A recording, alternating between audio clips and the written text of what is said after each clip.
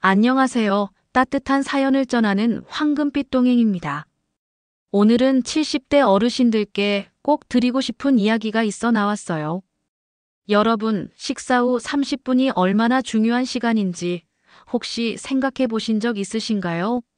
평소 밥 먹고 나서 무심코 하시는 그 익숙한 습관, 사실은 여러분 건강을 위협하는 함정일 수 있대요. 저도 처음엔 설마 밥 먹고 좀 쉬는 게 뭐가 문제야? 했는데 우리 동네 김순자 씨 이야기를 듣고 진짜 깜짝 놀랐어요. 김순자 씨는 70대 중반이신데 늘 건강하시던 분이셨거든요. 손주들 챙기느라 바빠서 밥 먹고 나면 아이고, 좀 누워야지 하시며 소파에 눕는 게 습관이었대요. 근데 어느 날 점심 먹고 바로 누웠다가 갑자기 숨이 막히더니 결국 응급실로 실려가셨어요. 알고 보니 위산이 목구멍을 넘어 폐까지 들어가 큰일 날 뻔했대요. 다행히 목숨은 건지셨지만 그 뒤로 기침도 심해지고 몸이 많이 약해지셨죠.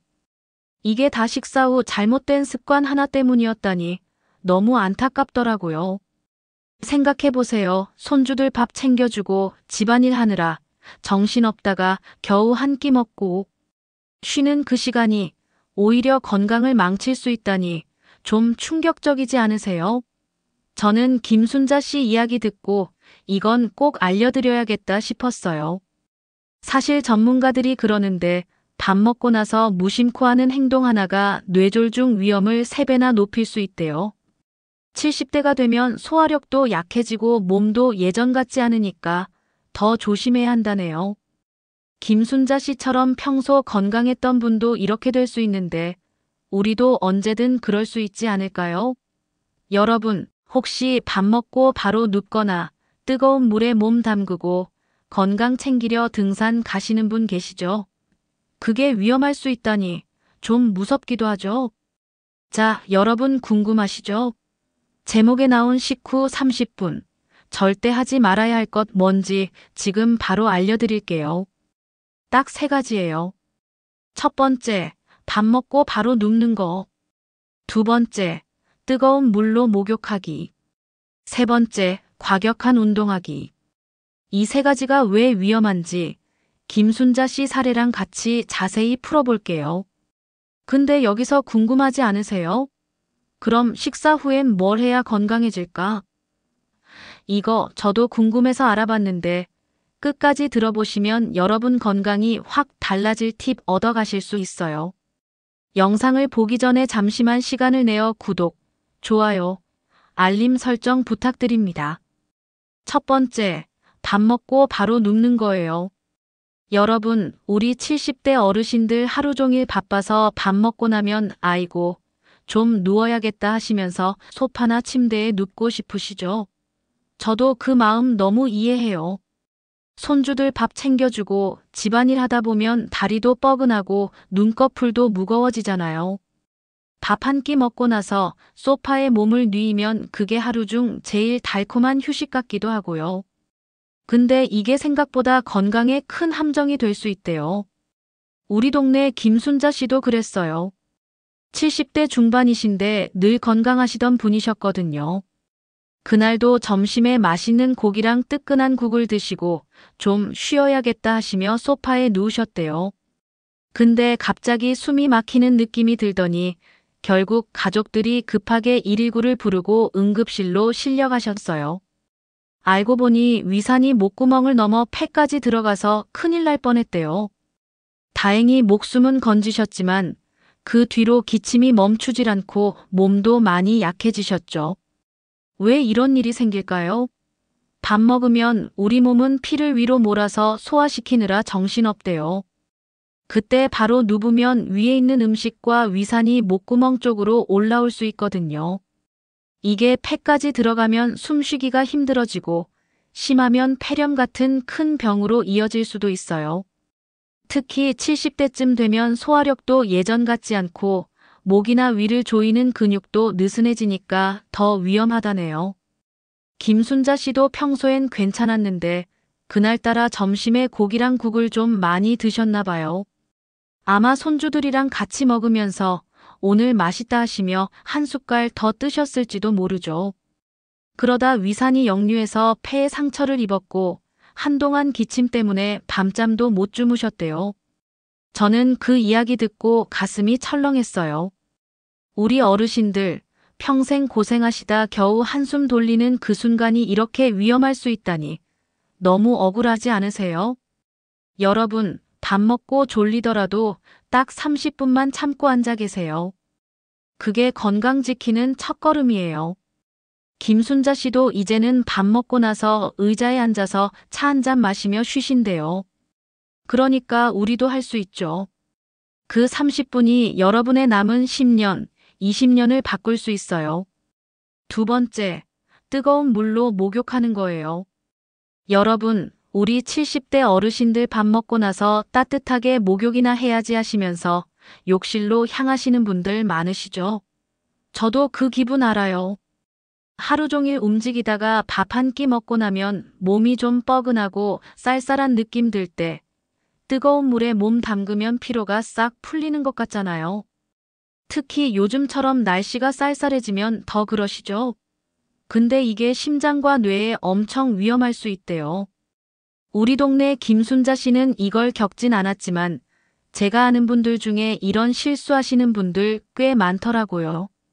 김순자 씨도 사실 그날 점심 먹고 소파에 눕기 전에 목욕이나 할까 고민하셨었다고 나중에 말씀하시더라고요. 다행히 안 하셨는데 만약 그랬다면 더 큰일 날 뻔했어요. 왜 위험하냐고요? 식사 후엔 피가 위로 몰려서 소화시키느라 바빠요.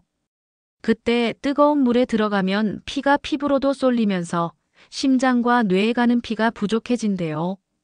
그러면 혈압이 갑자기 오르락 내리락하고 뇌졸중이나 심장마비 위험이 커질 수 있어요.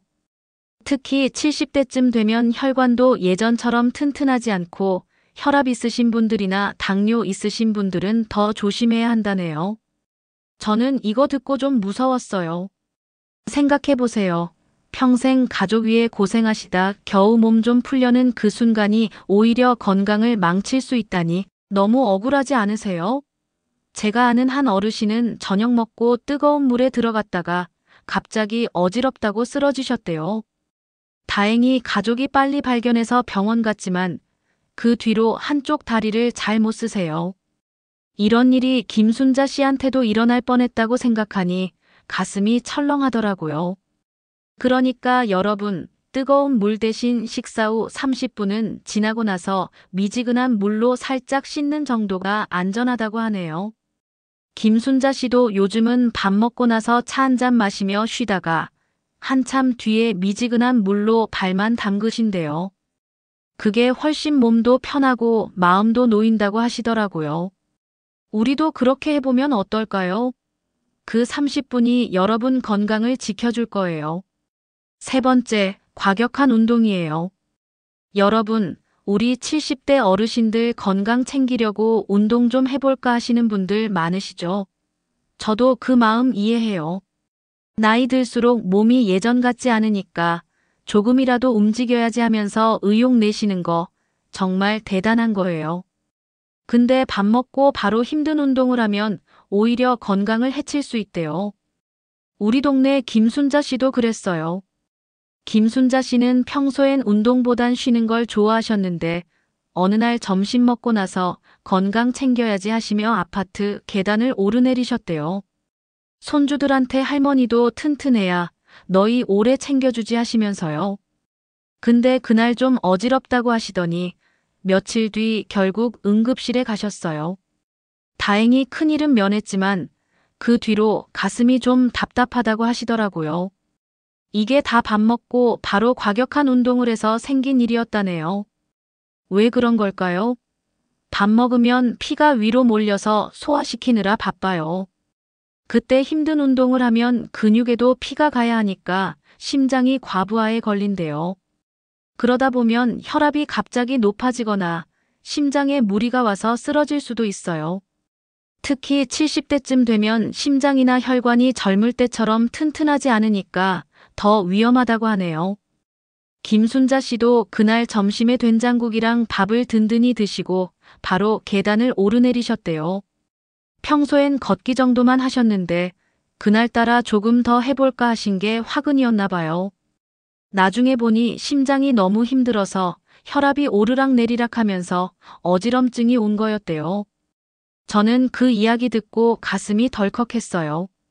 우리 어르신들 건강 챙기려는 그 마음이 오히려 독이 될 수 있다니 너무 안타깝지 않으세요? 그러니까 여러분, 운동은 좋아도 식사 후 30분은 좀 쉬셨다가 천천히 시작하는 게 낫습니다. 김순자 씨도 요즘은 밥 먹고 나서 의자에 앉아서 차 한 잔 마시며 쉬다가 한참 뒤에 아파트 주변을 천천히 걷는데요. 그러니까 몸도 가볍고 기분도 좋아졌다고 하시더라고요. 우리도 그렇게 해보면 어떨까요? 그 30분이 여러분 건강을 지켜줄 거예요. 생각해보세요. 여러분, 우리 70대 어르신들, 한평생 자식들 키우고 손주들 돌보며 정말 눈코 뜰 새 없이 살아오셨잖아요. 새벽부터 저녁까지 밥상 차리고 집안 정리하고 그러다 보면 정작 내 몸 챙길 시간도 없이 세월이 흘렀죠. 그런데 식사 후 잘못된 습관 하나 때문에 병원 신세를 진다면 그게 너무 억울하지 않겠어요? 우리 동네 김순자 씨도 그랬어요. 그날 점심 먹고 바로 소파에 눕지만 않았어도 뜨거운 물에 목욕하거나 계단을 오르내리지 않았어도 지금쯤 손주들이랑 웃으면서 밥상 앞에 앉아 계셨을 텐데 참 아쉽죠. 김순자 씨는 70대 중반인데 늘 손주들 밥 챙겨주고 할머니 맛있다 소리 들을 때가 제일 행복하다고 하셨거든요. 근데 그날 그 습관 때문에 응급실에 실려가셨고 몸이 약해지면서 손주들 챙기는 것도 예전 같지 않대요. 저는 그 이야기 듣고 마음이 너무 짠했어요. 여러분도 그런 일 겪으면 손주들 얼굴 볼 때마다 속상하지 않으시겠어요?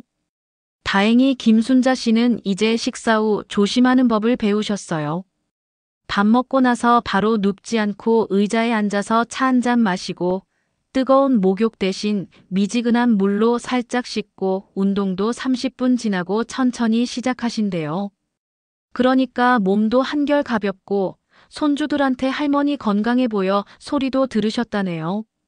여러분도 지금부터 바꾸면 늦지 않아요.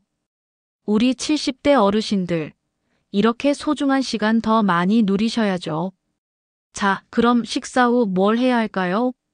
여러분, 제가 간단하면서도 진짜 효과 좋은 방법 딱 3가지 알려드릴게요.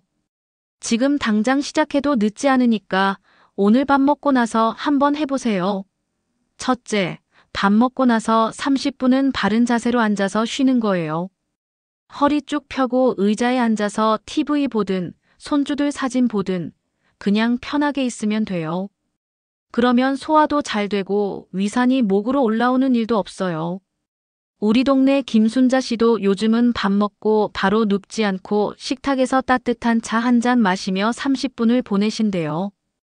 옛날엔 소파에 눕자마자 졸았는데 이젠 속도 편하고 잠도 덜 와요 하시면서 좋아하시더라고요. 여러분도 식탁에서 차 한 잔 놓고 딸내미랑 전화라도 하면서 30분 버텨보세요. 그게 건강의 시작이에요. 둘째, 미지근한 물 한 잔 천천히 마셔보세요.